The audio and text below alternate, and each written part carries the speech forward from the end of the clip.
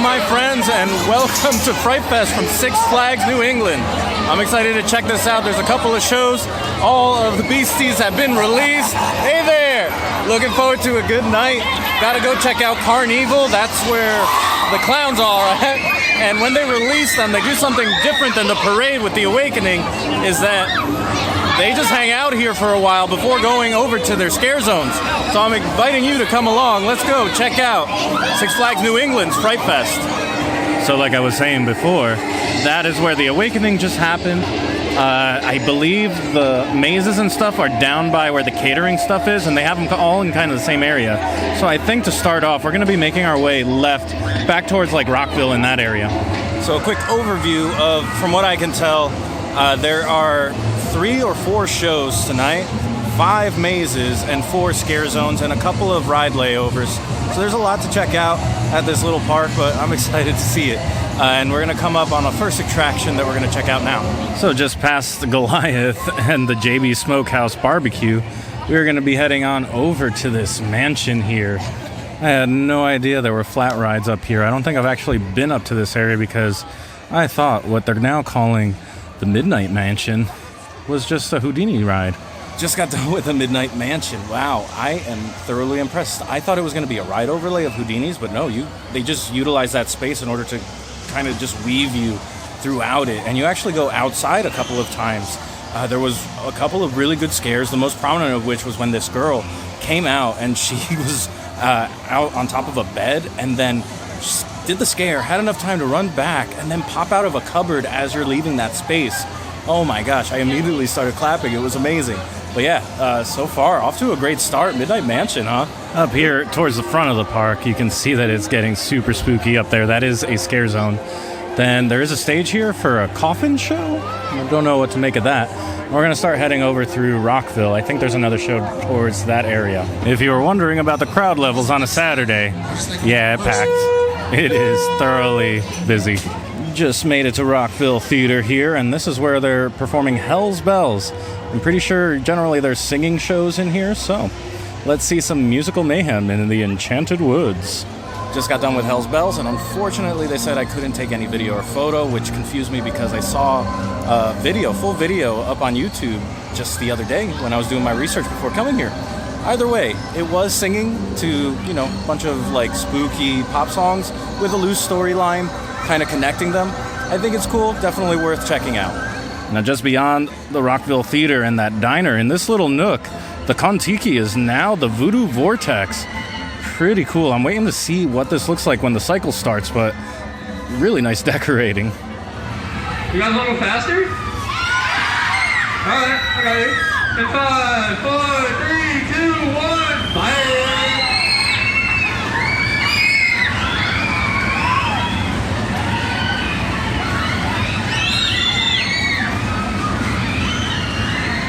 So that was a really short cycle time. It was maybe a minute at most, and it took quite some time to actually load it. And believe it or not, it does not go backwards. I believe most of those models of that type, like the Thunderbolt style or Matterhorn style rides, they usually go backwards, so that kind of surprised me. Anyway, no music, just kind of like intense strobes and lights. Just before you would hit Harley Quinn Sanity and the Joker ride, they have given another ride, this time the Teacups, a Halloween overlay. This is the Terror Twist, a turn for the worst.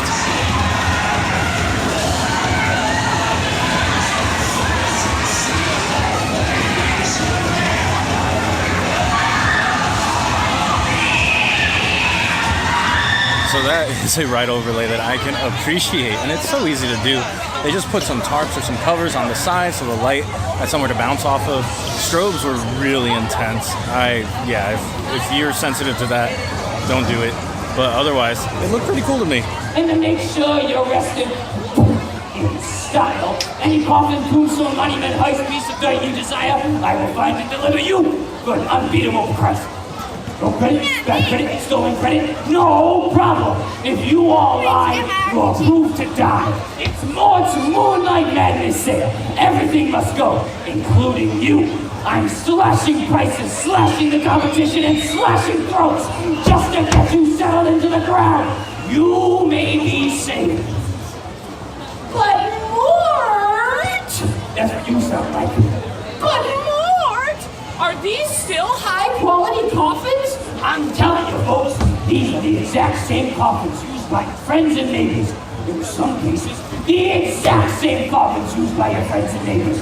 Business has been so good. I'm looking for some extra hands, arms, and torsos to join the sales team. Like you. Oh my God, you need to relax. So that was a show up by like the main drag there that was about Mort, and he was selling coffins or something like that. It was just like really intense and funny, but it sounded like he had some audio issues with like his lav transmitter or something, or maybe the mic cable, which is unfortunate because he was cutting in and out. But either way, it was pretty fun. I think there's 2 more shows to check out right now, and then it's dark. It's clearly dark enough that we can start heading up the rest of the mazes. In order to get to the next show, we have to go through Carnival and past the Rockville Theater.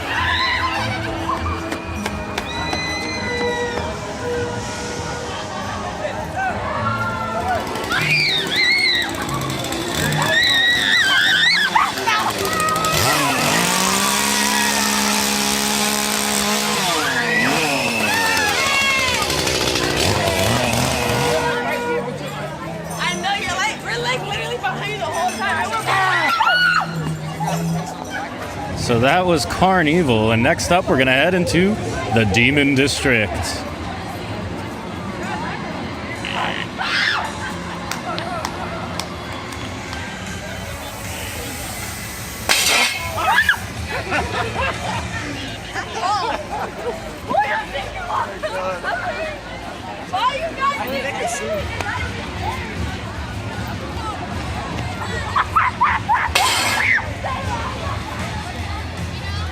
Oh my god! Oh my god! I thought you were. I love that.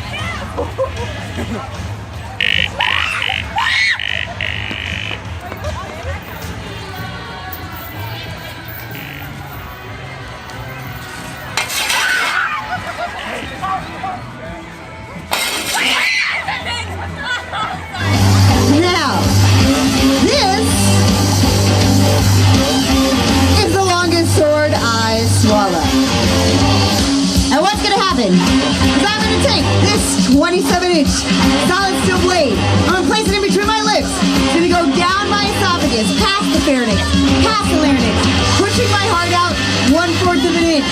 Then it's gonna squeeze in between my lungs and stop when it hits the bottom of my belly. At which point I'm gonna bend to the waist so you can see the sword going all the way down.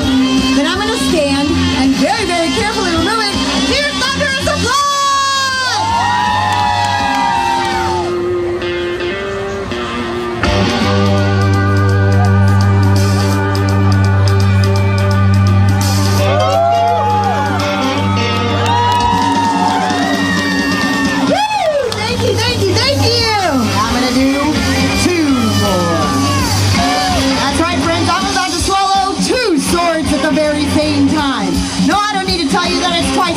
And twice as deadly because they're twice as long and twice as thick. But when these swords are in my throat, they're gonna scissor like that, risking every single one of my vital organs.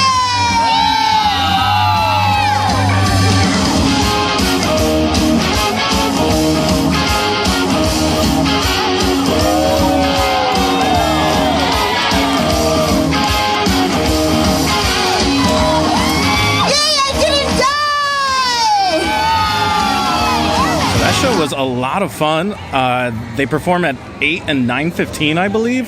Just in case you were looking to see this for yourself, I think it was one of the better shows that they have here. But now I think it's time to go explore the mazes. So it looks like there's one more show to watch, and it's called Midnight Uprising. I think we're gonna come back to that in a minute, but first, on over that way towards where all the catering stuff is, that is where they have the other 4 mazes. It is super dark back here, but they do have this really cool lit bridge, at least. It seems like this is where the majority of the people are. Oh, don't tell me that's water misters. Oh, that's terrible. I honestly had no idea all of this was back here. Okay, so I gotta orient myself, see where the entrances to all the mazes are. And thankfully, I got the express pass today because I assumed the lines would be very long, and it seems like they are. So I walked all the way back to the entrance to the Aftermath, Zombies Revenge. So I figured I'm going to start with the 2 that are back this way, and then I'll do the 2 that are more towards the entrance there. So we are bypassing about a half-hour wait right now. Waits really aren't that bad, though, compared to other haunts that I've been to that are easily 45 minutes to an hour. Just got done with that, and it was all right. It had a pretty cool storyline where it's a zombie apocalypse, and you have to go into the woods as a group and find the park ranger or somebody like that that has the cure and get him out. But, I mean, I don't want to spoil anything, but it does not go well. Anyway, the reason I think that the trails, these outdoor, like wood trails, can have such short lines is because they're pulsing them in very large groups. I think it was a group of like 20 people. And so I was towards the end. It was nice to see that the scare actors at least came around to different parts, and there were scare actors kind of felt like designated towards different parts. It was a little light on scare actors versus how long it was. It was maybe like 10 minutes, which surprised me. Set decorations were on point, but all in all, not the strongest one. But next up is the Terror Tales in the Wicked Woods. I'm assuming that this is some sort of like fairy tales gone wrong, like we've seen before at other parks. But given the state of the line that's almost out of the queue, this must be way longer than a half hour. This is when the express comes in very handy. If I had to estimate, I'd say this is about a 45-minute wait, maybe a little longer. I saw some people leaving the line. Oh, wow, looks like we're going to get right in here. So that was Terror Tales that I just got out of. It felt like I was just walking through scenery, to be honest. There were no scares. They kind of happened, but I felt like I was walking through vignettes more so than anything else, with the scare actors kind of just standing there. Some of them made some pretty goofy noises or some weird noises, and that was fun. But as a whole, it just... I don't know what was going on. Maybe it's something about them pulsing those big groups in, and everybody was walking like they were going for a speed run or something. I don't know. It's very confusing. This is definitely the first time that I've been pulsed with such a big group, and being in like the middle to back half, I don't think you experience that as much as you're meant to in terms of scares. But so we're back at the entrance to Slasher Circus here, and yeah, the line looks pretty hefty. But this one is indoors, so hopefully they treat them a little bit more differently than the outdoor mazes, and that the groups that you're pulsed with are maybe a little smaller. So that was actually really good. So you did get pulsed with a smaller group. It was about 10. The path was a little narrower, so there were actual boo holes that the actors had to come out of, and they had multiple ones, because I guess they had like connected hallways that ran parallel to each other, so as the actors went around, they could go this way, they could go that way. They had options. It was really good. The 3D stuff, I don't know if it's the glasses or what, but that almost never works for me. But all in all, that one was solid. They had really good makeup creature designs. The environments were a little flat, but that's because at the end I started putting the glasses back up. But either way, I'm here at the last maze, Nightmares. Let's see how this is. The line looks pretty long, and this is just an FYI for everybody at home. The queue is much longer than I actually thought. This might be way more than a half hour. Let's see how big the groups are that they pulse them in. So Nightmares might be the strongest house that they have here, or maze, forgives me. It is indoors. It allows you to do almost that Horror Night style, like boo hole, everyone comes out. The scenery was pretty good, but overall, it was a lot of black. It was dark. There were strobes. There was some really disorienting parts where there was lights right in your face, and then they tried to add a scream, and I was too busy being disoriented that I totally missed the scare. But otherwise, that one had the most scare actors that I've seen this whole night. And overall, that's probably my number one in the rankings that don't mean anything. So while I was leaving the catering area, I managed to catch Midnight Uprising, which was kind of like a variety show with a bunch of spooky pop songs, basically. Didn't happen at midnight. It was more around 9:15, but it was still pretty good. It had this vibe of like Dead Man's Party, or reminded me a lot of Dead Man's Party. The only real difference was that the dancers weren't pretending like they were singing. They were just dancing and kind of acting out the song or the lyrics of the song. It was a pretty cool vibe. I would recommend seeing it at least once, but overall, I think I prefer something like Dead Man's Party, where it seems like the focus is on one particular dancer at any given point. But they were switching off. It was still pretty good. So now I'm back here by Pandemonium. Looks like it's spooky on, and I noticed that even the sign here is now spooky, and it's called the Zombie Coaster. I've never seen a roller coaster get an overlay, so this is interesting. I do believe, though, it might just be a really spooky lighting package where it's just a lot of red around. Going through the third scare zone here. This one is called Undead Alley. Let's check it out.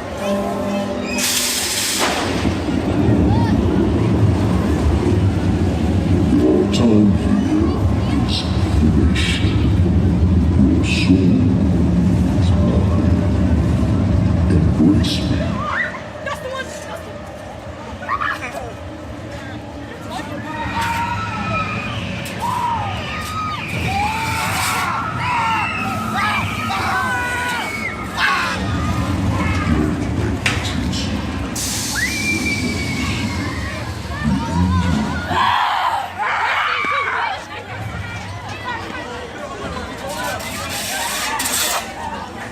So there is one more overlay here, and I think they're calling this the Tombstone territory, but it is the bumper cars. But yeah, as you can see, it's got I guess some UV clowns all around it, which is fun. Now here is the scariest part of the night. Everybody trying to use their snack credit so they can get some churros or funnel cake or fried dough.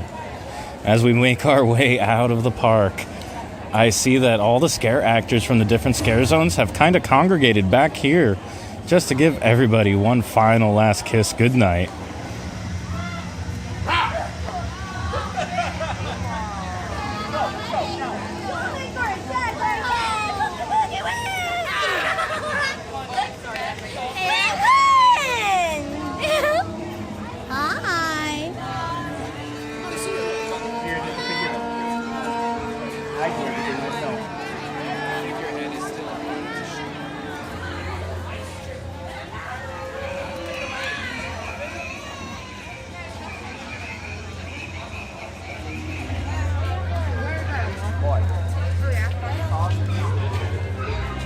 Wanna buy another used coffin?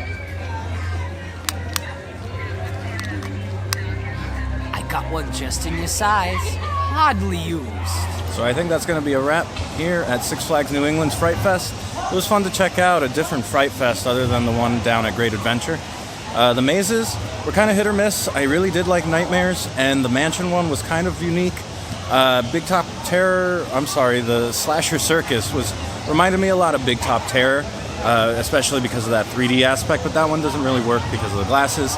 The trails just kind of weren't my thing.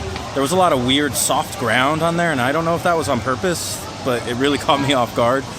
And there was a lot of kids, a lot of strollers back in the maze area, and that really surprised me when inevitably you would hear them bawling or crying after they made their exit, which was a bummer to see.